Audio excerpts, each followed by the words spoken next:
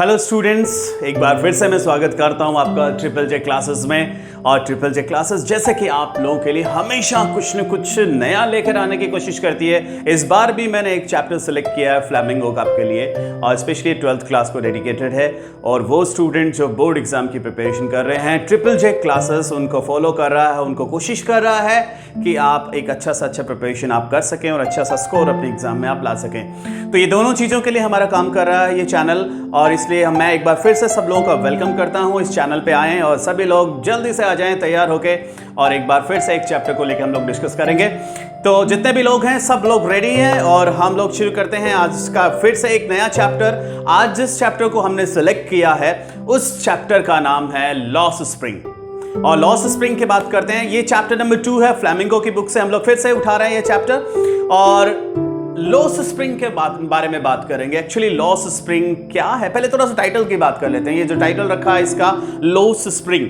Loss spring का मतलब है ऐसे वैसे स्प्रिंग को एक्चुअली हम लोग कहते हैं कि किसी की लाइफ में स्प्रिंग सीजन तब आता है जब वो लाइफ में ग्रो कर रहा होता है, लाइफ में अपने आप को प्रोग्रेस कर रहा होता है, डेवलप कर रहा होता है। जैसे हम लोग ट्रीज की लाइफ देखते हैं, जब स्प्रिंग सीजन आता है तो वो अपनी लाइफ में उनकी नई नई ट्री लीव्स आना शुरू हो जाती हैं। इसके अलावा ग्रीनरी चारों तरफ शुरू हो जाती है, नई नई उसमें ब्रांचेस निकलना शुरू हो जाती है। एक तरह से वो स्टेज होती है जब ट्रीज ग्रो करते हैं। तो अक्सर इसी लाइफ को, इसी स्प्रिंग सीजन को बच्चों के चाइल्डहुड से हमेशा जोड़ा जाता है, लिंक किया जाता है कि उनकी लाइफ में भी ये स्प्रिंग सीजन होता है। तो ऐसे बच्चे जिनकी लाइफ से ये स्प्रिंग सीजन हटा दिया जाता है या फिर ख़त्म कर दिया जाता है, उन्हें डिप्राइव कर दिया जाता है इस सीजन से, और उनके जब डेवलप करने का दिन है, उनको प्रोग्रेस करने का दिन है, उन्हें एजुकेट करने का दिन है, उन्हें एजुकेशन लेने का दिन जब होता है, वहाँ उनको चाइल्ड लेबर में इन्वॉल्व कर दिया जाता है। तो एक तरह से उनके लाइफ से वो स्प्रिंग है वो चला जाता है, इसलिए इसका टाइटल लॉस स्प्रिंग रखा गया है। एक्चुअली इसको लिखने वाली हैं वो एनीज जंग हैं, और एनीज हैं वो एक्चुअली ये स्टोरी जो है हमारे पास, ये जो चैप्टर है एक तरह का एक छोटा सा एक्सट्रैक्ट है उन्हीं की स्टोरी का, और वो जो उनकी एक बुक है स्टोलन चाइल्डहुड स्टोरीज, वहाँ से इस चैप्टर को हमने उठाया है। और अब थोड़ा सा बात हो जाए कि लॉस स्प्रिंग में कौन सी आपको स्टोरी, यहाँ 2 स्टोरी है। एक जो पहली स्टोरी है वो मुकेश को डेडिकेटेड है। मुकेश एक तरह से देखा जाए तो एक वो रैग पिकर है और वो भी चाइल्ड लेबर में इन्वॉल्व है। और दूसरी तब बात करेंगे मुकेश की, और मुकेश भी चाइल्ड लेबर में इन्वॉल्व है, और उसके बचपन में ही उसे बैंगल मेकिंग का काम पे लगा दिया जाता है, जहां वो ग्रो करना चाहता है। उसका अपना एक सपना है, वो कहता है कि I want to become a motor mechanic, और मोटर मैकेनिक बनने का जो सपना है वो उसका पूरा हो पाता है नहीं। ये तो सारा हम लोग इस चैप्टर में जानेंगे। पहले थोड़ा सा हम लोग और बात कर लेते हैं, पहली स्टोरी लेते हैं हम लोग, साहिब के बारे में जान लेते हैं, और इससे जुड़े हम लोग क्वेश्चंस भी धीरे धीरे हम लोग बात करते जाएंगे। तो सभी लोग जुड़े रहिए, इसमें क्या क्या इंपॉर्टेंट क्वेश्चंस हमारे रहेंगे उन क्वेश्चंस पे भी हम लोग डिस्कस करेंगे। इसके अलावा बाकी सारी चीज़ों पे हम लोग बात करेंगे। इस चैप्टर की छोटी बड़ी सारी चीज़ों को हम लोग कोशिश करेंगे इसमें एक एक करके हमको उसमें इन्वॉल्व करें। तो पहला स्टोरी ले लेते हैं जो साहिब को डेडिकेट है। साहिब एक रैग पिकर है, और वो एक्चुअली कुछ बच्चों के साथ इधर उधर अपना रैग पिकिंग के लिए घूमता है, और अचानक नरेटर से उसका बातचीत हो जाता है, थोड़ी जान पहचान हो जाती है। तो नरेटर उसको नोटिस करती है कि ये लोग हैं, ये बेयर फुट रहते हैं, ये इनके पास चप्पल या शूज़ नहीं है पहनने के लिए। तो उनसे पूछती है कि वो एक्चुअली तुम ऐसा क्यों करते हो, ये तुम बेयर फुट क्यों रहते हो, ये तुम्हारे पास चप्पल वगैरह क्यों नहीं है। लेकिन एक्चुअली वो कोई ना कोई बहाना बना देते हैं बच्चे, क्योंकि ये मुश्किल है उनका ये कहना कि ये सीधा हमें दिखाई देता है कि आपके क्वेश्चन में ही आंसर इन्वॉल्व है। एक तरह से रिटोरिकली आप किसी से पूछ रहे हैं। ये लोग, इन लोगों के पास इतना पैसा नहीं है, ये लोग गरीब हैं, रैग पिकिंग का काम करते हैं, तो ये ना तो शूज खरीद सकते हैं ना चप्पल खरीद सकते हैं, इसलिए generally they just roam like bear foot. And ऐसा लगता है कि ये उन बर्ड्स की तरह हैं जो मॉर्निंग में आते हैं, अपना रैग पिकिंग किया, और जैसे नून होते तक ये वापस चले जाते हैं। ये इनकी थोड़ा स्टोरी है। अब उसकी जान पहचान से नरेटर ने उससे पूछा कि तुम कहाँ रहते हो और यहाँ तुम कैसे आ गए, सीमापुरी में तुम लोग कैसे आ गए। तो यहाँ थोड़ा साहिब बताता है कि एक्चुअली वो बांग्लादेश से है, एक रिफ्यूजी है, और रिफ्यूजी यानी शरणार्थी है, और उनके पहले बहुत अच्छे घर हुआ करते थे, उनके ग्रीन फील्ड्स होते थे, लेकिन वहाँ लगातार वहाँ बहुत सारे स्टॉर्म्स आए, इस वजह से उनके जो घर थे, उनके ग्रीन फील्ड थे, दे आर स्वेप्ट अवे। और बाद में वो अपनी लिवलीहुड के लिए, अपनी रोजी रोटी की तलाश में वो बड़े शहरों में यहाँ पे आ गए, और बड़े शहरों में आके वो गोल्ड ढूंढते हैं, और यही रैग पिकिंग का वो लोग काम करते हैं। तो यहाँ सीमापुरी में वो लोग हैं। अब थोड़ा सा और बात कर ली जाए साहेब को लेके, कि साहेब है वो, उसका कोई एग्जैक्ट हमें ड्रीम नहीं दिखाई देता उसकी स्टोरी में कि उसका कोई सपना है, और उस सपने को वो पूरा करना चाहता है, उसको फुलफिल करना चाहता है। ऐसा मुझे इस स्टोरी में लगता नहीं है, ऐसा हमें नज़र नहीं आता है कि ये स्टोरी में ऐसी कोई चीज़ होगी। लेकिन हाँ, साहेब एक चीज़ जरूर है, साहेब में एक ऐसा स्पार्क है। वो कुछ लोगों को टेनिस खेलते हुए देखता है, तो उसको ये गेम बहुत पसंद है, वो गेम खेलना चाहता है, लेकिन वो खेल नहीं पाता क्योंकि जो टेनिस है वो रिच लोगों का गेम है और उसकी पहुंच से दूर है। दूसरा, एक जो सबसे और अच्छी चीज़ उसके बारे में है कि साहेब को कहीं से किसी रिच लड़के के कुछ रिजेक्टेड पेयर ऑफ शूज़ कहीं से मिल जाता है। शायद उस लड़के ने पहनने से मना कर दिया था क्योंकि उनमें एक जूते में होल था, लेकिन साहिब के लिए तो ये सपने सच होने जैसा है। सपने सच होने जैसा क्या है? एक साहिब के लिए ड्रीम कम ट्रू सिचुएशन कैसे है? क्योंकि साहिब ने ज़िंदगी भर कभी जूते ही नहीं पहने हो, और जिसने ज़िंदगी भर कभी जूते नहीं पहने हो उसके लिए एक जूता का जोड़ा जिसमें भले ही होल हो, वो भी एक सपने सच होने जैसा है। इवन अब और थोड़ा सा हम लोग साहिब के बारे में और जान पाते हैं। साहिब एक टी स्टॉल पे काम करना शुरू कर देता है, लेकिन टी स्टॉल पे जैसे ही काम करना शुरू करता है, ऐसा लगता है कि उसके चेहरे का जो केयर फ्री लुक है वो चला गया है। पहले वो बहुत खुश था, वो रैग पिकिंग जब करता था बहुत खुश था। आज उसको 800 रुपीज़ मिल रहा है, उसको उसके तीनों टाइम का जो खाना है, all his meal is given by, और सब कुछ स्पॉन्सर, वो सब कुछ वहाँ से टी स्टॉल वाले से उसे मिल रहा है, लेकिन फिर भी वो खुश नहीं है क्योंकि अब वो खुद का एक ऑनर नहीं रहा। उसने एक तरह से अब वो बॉन्डेड लेबर करने लग गया। उसकी फ्रीडम है, उसने अपनी फ्रीडम को सरेंडर कर दिया। अब वो टी स्टॉल के जो मालिक है उसके इंस्ट्रक्शन पे काम करता है, इसलिए उसके चेहरे का केयर फ्री लुक उड़ गया है और वो अपना खुद का मालिक अब रहा नहीं है। तो ये स्टोरी है साहिब को लेके। थोड़ा सा हम लोग बात कर लेते हैं इसमें किस तरह के क्वेश्चंस होंगे और कौन से क्वेश्चन होंगे। शुरू जैसे ही स्टोरी शुरू होती है तो हमें बताया जाता है कि एक क्वेश्चन है कि साहिब का जो नाम है उसके मीनिंग को लेके एक क्वेश्चन बनता है, और वो क्वेश्चन क्या है साहिब को लेके कि actually it's a very hard time for Sahib to believe what his name means. Sahib के नाम का मतलब है साहिब आलम, और जिसका फुल मीनिंग है God of universe, you can say lord of universe. और लॉर्ड ऑफ यूनिवर्स अगर आप साहिब को बताएंगे तो मुझे नहीं लगता it is a very hard time for him to believe the meaning of his name. तो वो अपने नाम पर विश्वास नहीं कर पाएगा, क्योंकि कैसे एक रैग पिकर है वो लॉर्ड ऑफ यूनिवर्स हो सकता है। फिर आगे हम लोग बात करते हैं थोड़ा सा कि actually what is a dream come true situation for Sahib. तो इस क्वेश्चन को भी हम लोग बात कर लेते हैं, what is out of his reach. इन दोनों क्वेश्चन पे बात कर लेते हैं। तो पहला, what is dream come true situation for Sahib. Actually Sahib has got a pair of shoes and one of them has a hole, and for Sahib that actually he has never worn a pair of shoes in his life, a pair of shoe with a hole is a dream come true situation. So ये एक तरह से साहिब के लिए dream come true situation है, जिसने जिंदगी में कभी जूते ही नहीं पहने हो। दूसरा इसी के, what is out of his reach. Sahib actually keenly watching the game tennis, that is out of his reach. क्योंकि जो गेम है ये टेनिस है, that is a game of rich people, और साहिब मुझे नहीं लगता कि वो गेम कभी खेल पाएगा।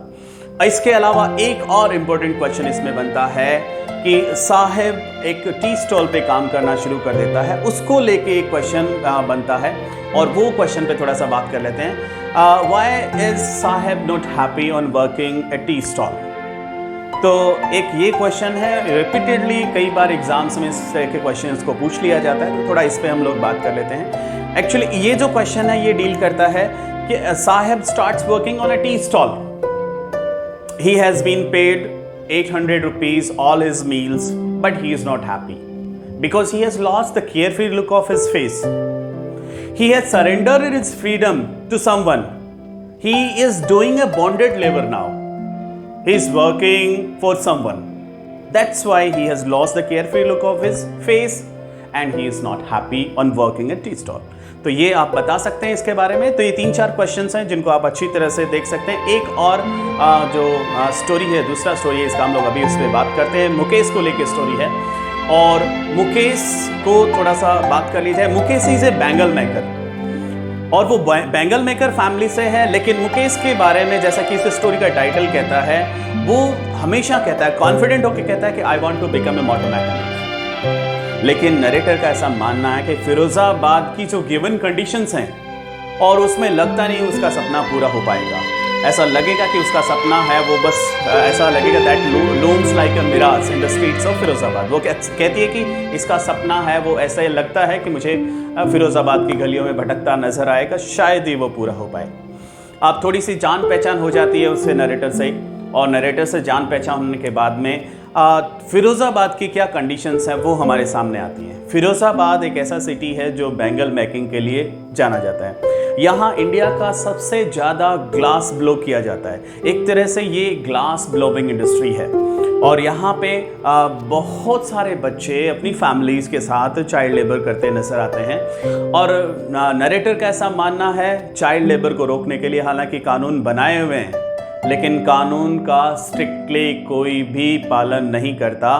दे are not applied strictly. Narrator ऐसा मानती है अगर कानून का स्ट्रिक्टली पालन किया जाए तो हम लोग इन भट्टियों से, इन हॉट फर्नेस से करीब 20,000 बच्चे तुरंत निकाल सकते हैं जो चाइल्ड लेबर में, इलीगली चाइल्ड लेबर में इन्वॉल्व हैं। ऐसा उसका मानना है अगर हम लोग ऐसा करते हैं तो ये चीज़ नरेटर को समझ में आती है। अब थोड़ा सा एक कंडीशन बताने की कोशिश कर रही है कि फिरोज़ाबाद में लोग कैसे काम करते हैं। तो फिरोज़ाबाद में छोटी छोटी डिंजी सेल्स बनी होती हैं और वहाँ पे फर्नेंस हैं। उस फर्नेंस पे ये लोग अपनी फैमिलीज़ के साथ बैठ जाते हैं और वहाँ पे ये लोग ग्लास बेल्ट करने का, ग्लास ब्लो करने का काम शुरू करते हैं, चूड़ियाँ बनाते हैं। तो ये जो डिंजी सेल्स होती हैं, यहाँ ना तो प्रॉपर लाइट होती है और ना ही प्रॉपरली एक तरह से वहाँ पे ब्रीदिंग के लिए एयर होती है। तो जनरली ये लोग काफ़ी सारी जो ब्रीदिंग डिजीज़ है उनके भी शिकार हो जाते हैं और इनकी जो आई साइट है वो डार्क में एडजस्ट हो जाती है। और जैसे ही डार्क में इनकी आई साइट एडजस्ट हो जाती है और जैसे ये डे लाइट में जाते हैं तो धीरे धीरे इनकी आंखें कमज़ोर होना शुरू कर देते हैं, इनकी आई साइट वीक होना शुरू हो जाती है। और जब तक ये एडल्ट होते हैं तब तक तो अपनी आई साइट खो देते हैं। तो फिरोज़ाबाद में ऐसे हमें बहुत सारे लोग मिल जाएंगे जिनकी आई साइट चली गई है, जो एडल्ट होते होते अपनी आई साइट खो चुके होते हैं। इसके अलावा इतना सारा हार्ड लेबर करते हैं ये लोग कि इनका इनिशिएटिव लेने की जो स्ट्रेंथ है, जो एबिलिटी है, वो भी चली जाती है, वो किल हो जाती है। एक तरह से एक एबिलिटी जो सपना देखने की एबिलिटी टू ड्रीम, वो भी इनकी ख़त्म हो जाती है क्योंकि इतना हार्ड लेबर ये किया इनसे करवाया जाता है कि इनके पास वो बाद में अपॉर्चुनिटी बचता ही नहीं कि ये लोग अपने बारे में सोचें या इनके अपनी लाइफ के बारे में या फिर इनका कोई सपना हो जिसे पूरा करने के लिए ये लोग आगे एफर्ट करें। तो ये चीज़ हमें देखने को मिलती है। अब थोड़ा सा उसकी लाइफ की और बातें कर ली जाएं तो मुकेश है, उसकी फैमिली में उसके फादर हैं। उसके फादर हालांकि वो इतना ही अपनी लाइफ में सफल हो पाए कि उन्होंने अपने लिए घर बना दिया और अपने बच्चों को पढ़ा दिया, लेकिन फिर इससे ज़्यादा वो कुछ नहीं कर पाए। और साथ ही बच्चों को वो काम सिखा दिया जो बैंगल मेकिंग का काम इनका है, वो तो बैंगल मेकिंग का काम ये लोग इनको सिखा चुका है और वो बैंगल मेकिंग का काम ही करते हैं। थोड़ा सा नरेटर वहाँ बात करती है कुछ लोगों से, तो यहाँ एक लड़की का डिस्क्रिप्शन हमें मिलता है जिसका नाम सविता है। सविता जो लड़की है बहुत ही एक तरह से वो एक एफिशिएंट लड़की है और इनोसेंट भी है, क्योंकि वो जो बहुत ही एफिशिएंट कैसे है, वो एफिशिएंट ये है कि वो जिस तरह से चूड़ियाँ बनाने का काम कर रही है, जिस तरह से उसके हाथ बहुत फास्टली मूव कर रहे हैं, ऐसा लगता है they are like tongs of machine, जैसे मशीन के पुर्जे हों उस तरह से वो काम कर रही है। और इसके अलावा इनोसेंट भी है। वो इनोसेंट कैसे है भाई? इनोसेंट होने का जो जरिया है वो है कि एक्चुअली जो चूड़ियाँ बना रही है वो, what ever the bangle she is making, वो बैंगल्स के बारे में उनकी जो स्नैक्टिटी है, उनकी जो प्योरिटी है, वो नहीं जानती कि एक्चुअली ये बैंगल किस लिए बना रही है वो। लेकिन शायद ये तब पता लगेगा जिस दिन वो ब्राइड होगी, जिस दिन उसके हाथों में हीना होगी और उसके रिस्ट में वो बैंगल्स पहनाए जाएंगे, तो शायद उस वक्त वो ये बात पता कर पाएगी कि इनका मीनिंग क्या है। एक्चुअली हमारे यहाँ पे जो चूड़ियाँ होती हैं वो इंडियन विमेन का सुहाग मानी जाती हैं, तो ये बात शायद उसके बाद में समझ में आए। इसके अलावा एक और चीज़ हमें इसमें मिलती है इस चैप्टर में, वो कि नरेटिव जब बात करती है बहुत सारे लोगों से तो कई लोगों से वो कहती है कि तुम लोग एक अपना कोऑपरेटिव क्यों नहीं बना पाते, तुम अपना एक कोऑपरेटिव बनाओ, तो अगर कोऑपरेटिव बनाओगे तो शायद तुम लोगों की हेल्प हो पाए इसमें। तो यहाँ लोग बताते हैं उसे कि एक पहली उसके 3 रीज़न सामने आते हैं हमारे पास कि वो कोऑपरेटिव नहीं बनाते, why they fail to make a cooperative. अब वो रीज़न क्या क्या है? पहला रीज़न तो ये है कि एक्चुअली अगर उनमें से कोई कोशिश भी करता है, if anyone tries to make a cooperative, अगर वो कोई कोऑपरेटिव बनाने की कोशिश भी करता है तो पुलिस आती है, उनको अरेस्ट कर लेती है और actually he has been thrown behind the bars, और पुलिस एक तरह से उस पर ब्लेम करती है कि he was doing something illegal, क्योंकि वहाँ पे भट्टियों पे जितने भी लोग काम करते हैं उसका कोई लीगल लाइसेंस उनके पास नहीं है। इस वजह से कभी भी उन पे इस तरह के केस बनाकर उनको ब्लैकमेल किया जा सकता है। दूसरी चीज़ है, अगर कोशिश, अब ये वहाँ पे एक और ग्रुप मिलता है, वहाँ मिडल मैन हैं, बहुत सारे बिचौलिए हैं, मिडल मैन, साहूकार, पॉलिटिशियंस, ये सारे लोग ऐसे हैं कि इन्होंने इनके फादर को भी फंसाया था, ऐसा ट्रैप बना के रखते हैं, इनके फोरफादर को भी फंसाया और इस फैमिली को, इस जनरेशन को भी ये लोग फंसा लेते हैं, उनको भी ट्रैप कर लेते हैं। और तीसरी बात, इनका कोई लीडर नहीं है, इनका ऐसा कोई नेता नहीं है जो इनकी बात को, इनकी प्रॉब्लम्स को आगे तक पहुंचा सके या हायर अथॉरिटी तक उनकी बात को वो लेके जा सके, ऐसा इनके पास ऐसा कोई सोर्स नहीं है, इस वजह से अपनी कोऑपरेटिव बना नहीं पाते हैं। लास्ट में हमें पता लगता है कि अगर हम लोग बैंगल मेकर्स की लाइफ को अगर स्टडी करें तो हमें 2 तरह के लोग वहाँ पे मिलते हैं, 2 तरह के लोग। एक ऐसे लोग हैं जो सिर्फ कास्ट के स्टिग्मा से एक तरह से स्टेन्ड हैं, एक तरह से जकड़े हुए हैं कि अगर कोई बैंगल मेकर फैमिली में पैदा हुआ है तो वो बैंगल मेकिंग का ही काम करेगा, वो बैंगल मेकर ही बनेगा, क्योंकि ये एक गॉड गिवन लिनेज है जिसे उसे फॉलो करना है, भगवान ने ये उसकी किस्मत में लिख दिया है और उसको वैसा ही करना है। दूसरा, हमें ऐसे लोगों का ग्रुप मिलता है जो पॉलिटिशियंस हैं, मिडल मैन हैं, ब्यूरोक्रेट्स हैं, ये सारे लोग और पुलिस, ये सारे लोग मिलके किसी बच्चे पे इतना सारा बर्डन डाल देते हैं कि वो कभी इससे निकल ही नहीं पाता और सपना देखना और सपना पूरा करना दूर रह जाता है। तो एक लास्ट फाइनली हमें मिलता है कि नैरेटर फिर उससे पूछती है कि तुम मोटर मैकेनिक बनना चाहते हो, लेकिन मुकेश फिर भी श्योर है, वो कहता है कि वो मोटर मैकेनिक बनेगा। अब नैरेटर कहती है कि वो काफ़ी दूर है यहाँ से, जो आपका गैरेज है वो बहुत दूर है, लेकिन वो कह रहा है कि मैं पैदल जाऊंगा चल के, लेकिन मुझे मोटर मैकेनिक बनना है, मुझे अपना काम वो पूरा करना है। तो एक तरह से मुकेश की जो लाइफ है उसमें हमें कंफर्मेशन नज़र आता है, एक तरह से उसका रेजोल्यूशन नज़र आता है कि वो मोटर मैकेनिक बनेगा। इसी के साथ ये हमारी स्टोरी है वो ख़त्म हो जाती है। तो यहाँ हमने अगर हम क्वेश्चंस की बात करें तो एक मेन जो क्वेश्चन इसमें बनता है सविता को लेकर, Savita is a symbol of efficiency and innocence. दूसरा जो क्वेश्चन हमें पास सामने आता है, why bangle maker fails to make a cooperative भी नहीं बना पाते हैं। ये 2-3 जो क्वेश्चंस हैं वो यहाँ हमारे लिए इम्पोर्टेंट हो जाते हैं और आप इनको अच्छी तरह से देख सकते हैं। तो ये था आज का मेरा चैप्टर, और एक बार फिर से मैं आपसे कहूँगा आप देखते रहिए ट्रिपल जे क्लासेस, और यहाँ आपके लिए मैं रोज़ कोई ना कोई आपके एक अच्छा वीडियो लेके आऊँगा, एक अच्छे चैप्टर को आपके साथ डिस्कस करने की कोशिश करूँगा। और आप देखते रहिए ट्रिपल जे क्लासेस, और सभी को एक बार फिर से एक और वीडियो मैं आपको लेकर आने वाला हूँ। जल्द ही हम इसका इन्फॉर्मेशन दे देंगे, जल्द ही मैं आपके सामने हाजिर रहूँगा एक और वीडियो लेकर। तब तक actually thank you very much and keep watching triple J classes. Thank you.